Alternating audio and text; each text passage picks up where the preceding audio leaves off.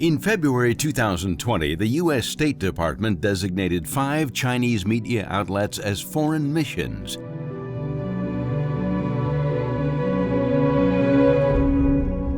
Why were these Chinese media outlets designated as foreign missions?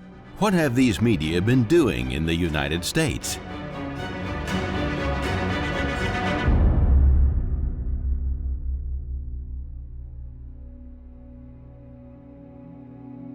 The Chinese Communist Party, or CCP, controls the 5 Chinese media outlets: Xinhua News Agency, China Global Television Network, China Radio International, China Daily Distribution Corporation, and Haitian Development USA. The designation is one of the U.S. efforts to combat CCP's spread of propaganda overseas, especially in the U.S. During the Cold War, these designations were used for Soviet media outlets such as Pravda. Pravda was the official newspaper of the Communist Party of the Soviet Union. In recent years, senior U.S. government officials have become alarmed by the CCP's foreign propaganda. Then Secretary of State Pompeo and then Vice President Pence warned that the CCP was exporting a totalitarian system overseas to dominate the 21st century. Then Secretary Pompeo particularly warned that efforts to expand its influence even includes taking advantage of the freedom of the U.S. system.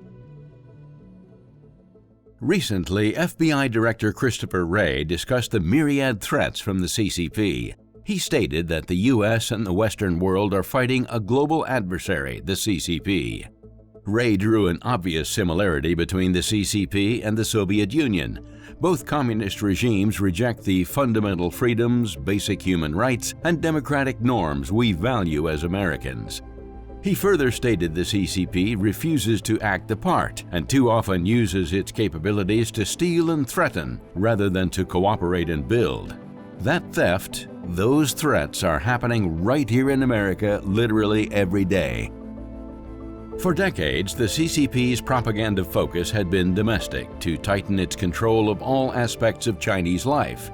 During its open door policy in 1978, CCP propaganda expanded to influence foreigners. After the Tiananmen Square massacre on June 4, 1989, the CCP added a new office under China's State Council to improve the CCP's international image. The new office is the China State Council Information Office of China. Ironically, this office is also called the Central Office of Foreign Propaganda. The CCP foreign propaganda traces back to previous CCP leader Mao Zedong. Once Mao demanded that the Xinhua News Agency take charge of the earth and let the entire world hear our voice. In recent years, the CCP reinforced Mao's message by mandating media to tell China's story well. In practice, telling China's story well means serving the ideological aims of the state. How do the CCP's media take charge of the world or tell China's story well? After the 2008 financial crisis, Western media outlets faced their own financial and business crises. The CCP seized the opportunity and carried out its worldwide propaganda campaign of astonishing scope and ambition.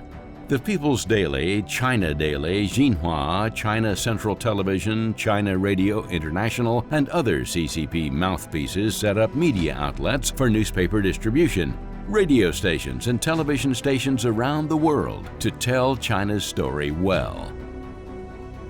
Chang Ping was the news director of a major Chinese newspaper, Southern Weekend.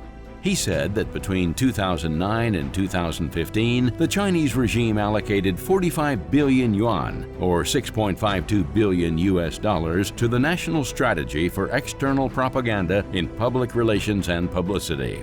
According to Chinese media sources, the 45 billion yuan was only a small part of the total expenditure. According to a 2015 report published by the Wilson Center, the CCP spent between an estimated $7 billion and $10 billion every year on foreign propaganda.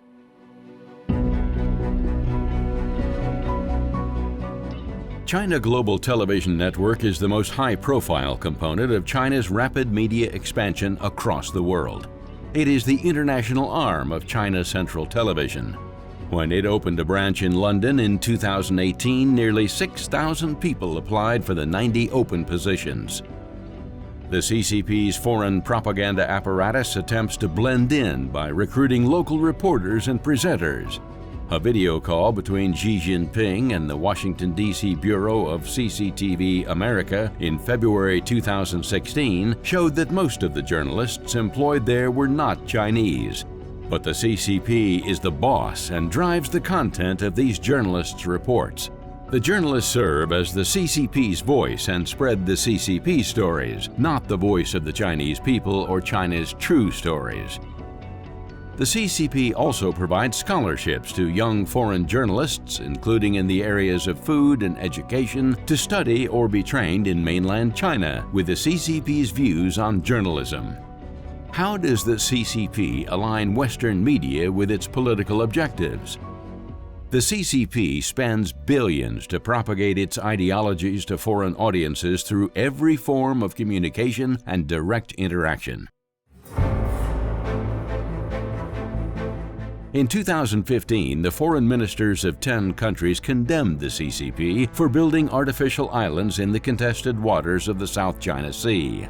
At the same time, a radio station in Washington, D.C. claimed that external forces had attempted to fabricate the facts and aggregate tensions in the South China Sea.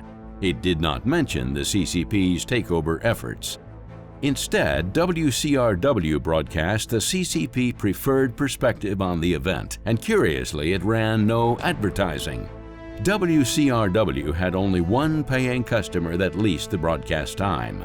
It was a Los Angeles company called G&E Studio Incorporated. It is 60% controlled by the CCP's China Radio International in Beijing. G&E Studio broadcasts through WCRW and 15 other U.S. stations its CCP-approved programs in Chinese and English. The broadcasting covers Salt Lake City, Philadelphia, Houston, Honolulu, and Portland, among others. The WCRW operation conceals the role of the CCP. Listeners are led to believe that G&E content is produced in the United States independently. Globally, China Radio International has secured a controlling interest in at least 33 radio stations in 14 countries, including English-language news broadcaster WCRW in Washington, D.C. By 2018, it had 58 stations in 35 countries. The China Daily's inserts are another tool of the CCP's foreign propaganda. China Daily publishes CCP news inserts in The Washington Post. The layout of the inserts misleads readers to take them as The Washington Post's content.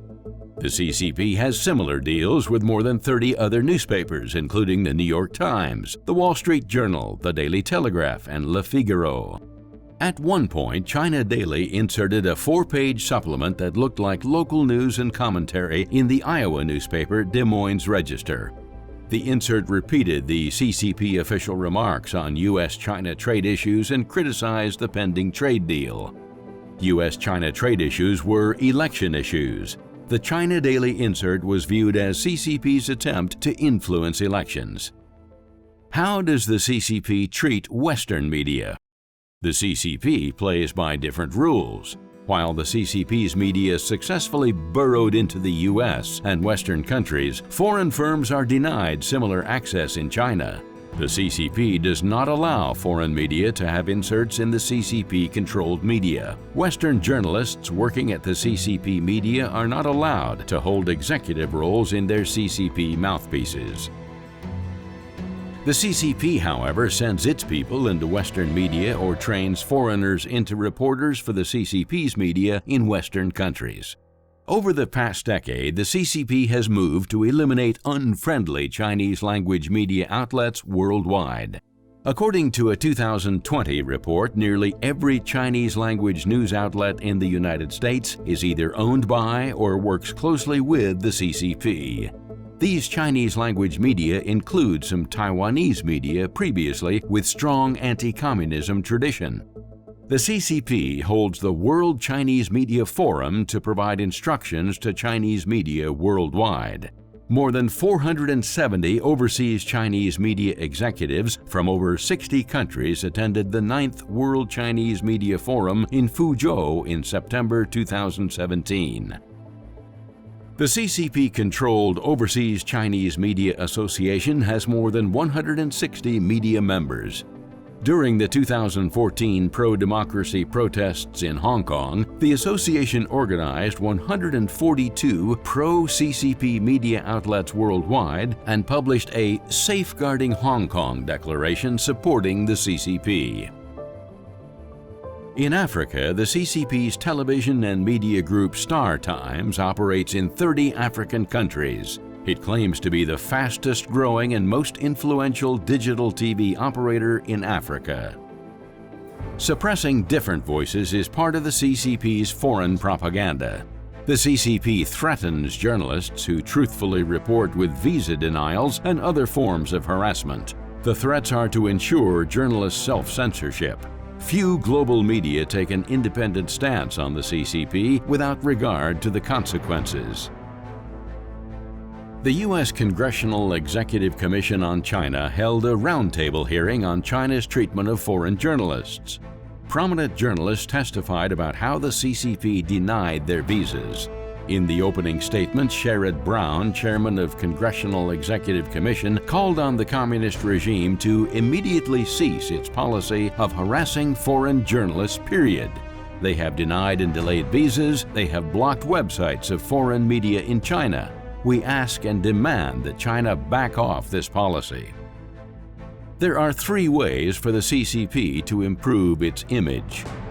The right way is to implement genuine reform. The CCP could transition to a government that respects human rights, universal values, and the rule of law.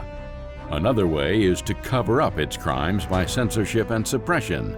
The third way is to coerce the Western world to follow the communist regime. Unfortunately, the CCP has chosen to use both the second and third methods simultaneously over decades.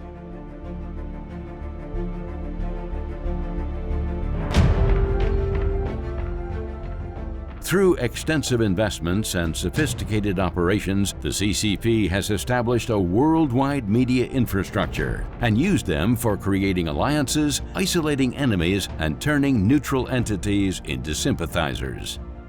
It is undeniable that the CCP is only a few steps away from its complete world dominance. If the West does not take actions to counter Chinese communist propaganda, the West will continue to lose.